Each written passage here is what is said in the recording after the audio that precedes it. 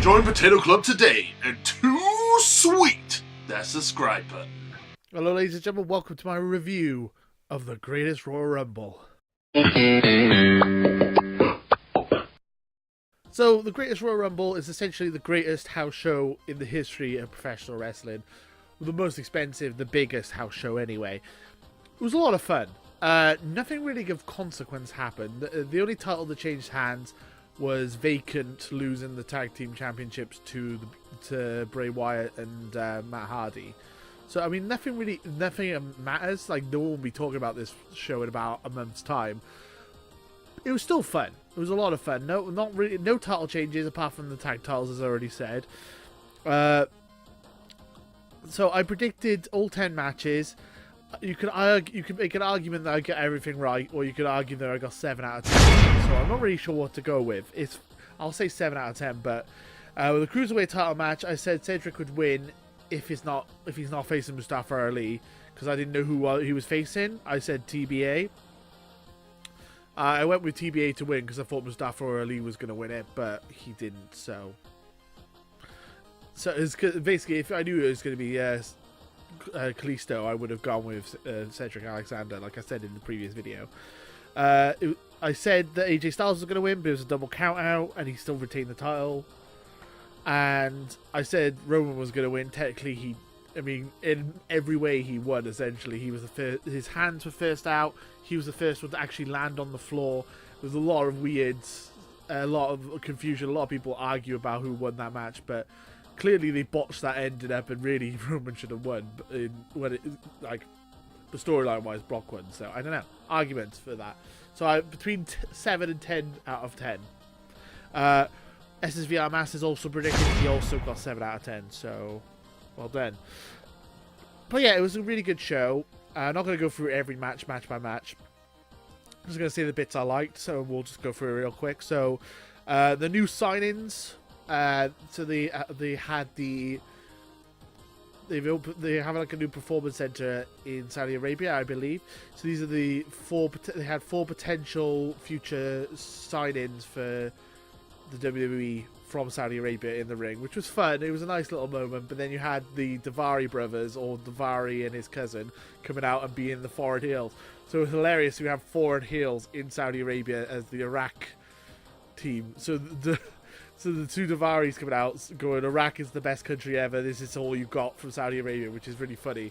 It's like you get the typical heel heat of the foreign heel, but because you're in Saudi Arabia, the foreign heel to them is Iraq. I don't know the history between Iraq and Saudi Arabia, but I thought that was great. I thought it was really funny, and it was a nice way to see the world of, like, see it as. It's nice that they changed it for Saudi Arabian audience, which I thought was fun. That was a really fun moment. I actually really enjoyed that. Seth winning the ladder match, I thought was brilliant.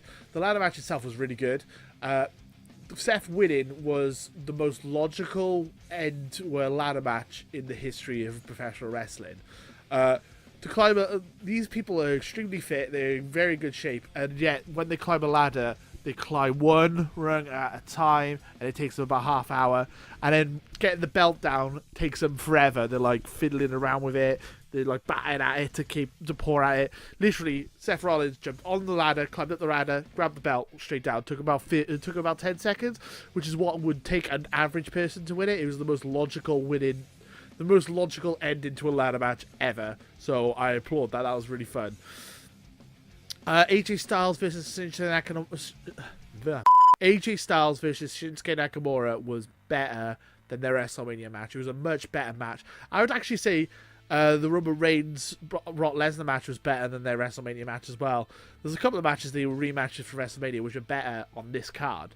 I thought Undertaker had a much better match with Rusev than he did with John Cena at WrestleMania. So I mean, there's a lot of that. A lot of better matches. Shinsuke Nakamura versus AJ Styles was a much more fun match, much more enjoyable match. The ending sucked.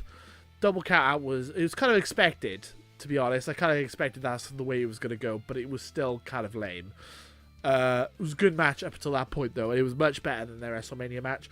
great back and forth. I think now you know that Shinsuke is the heel and AJ is the face, and you have a storyline built behind it. It actually builds up the match a lot nicer. So, good match.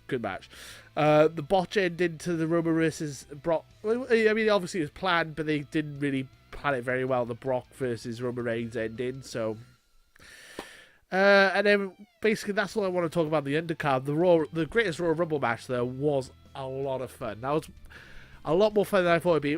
Like before the match started, before the show started, I would be talking about all these other matches and forget about the Royal Rumble as well. And I'll be like going, oh, who cares? They only win a trophy. Who cares? Blah blah blah. But I forget, Royal Rumbles are just fun. They're just like the most fun matches in WWE. There's 50 people. You get surprises. You get all these shocks and stuff, and you don't know who's gonna win. They are the most fun matches in WWE. When they're done correctly, they are a lot of fun, and this was a lot of fun. I predicted the right person was going to win it. I predicted Braun Strowman was going to win, and he did. I think he had the most eliminations. I think he might have drawn Roman Reigns' record. I think he had 12. I didn't keep count. If you guys know how many eliminations he had, let me know in the comments below. Daniel Bryan broke the all-time Iron Man record, beating Rey Mysterio's record, being over an hour in the match. It was over an hour and 6 minutes, I think, was the original record. So congratulations, Daniel Bryan. His chest looked battered and bruised because of Roderick Strong slapped him a lot and botched his stomach up. So that his chest, sorry, not his stomach, his chest, and his arm somehow got messed up as well. So Daniel Bryan being the Iron Man, which was a shocker. I thought they would rest up Daniel Bryan a bit more, but the Iron Man called that. It was really good. It was a really good match. The Royal Rumble itself was a lot of fun. The best part of the whole night, the best part of the whole Rumble was Titus O'Neil tripping and falling and sliding under the ring. I even cut that part out of the Royal Rumble reactions just so you guys could just see that part. So funny. I didn't laugh as much as I thought I would. But watching it back, I don't know why I didn't laugh as much. It was hilarious. I must have just been pretty tired. It was really funny though. Poor Titus. That's all I'm going to say is poor Titus. Yeah, so I mean, this has just been rambling for 7 minutes. Greatest Royal Rumble was the greatest house show of all time, as I said previously. It was a lot of fun. I would give it 3.5 stars out of 5.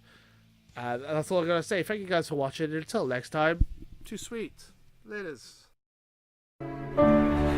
Why are we still here? Just to suffer. Every night, I can feel my leg and my arm, even my fingers. The body I've lost.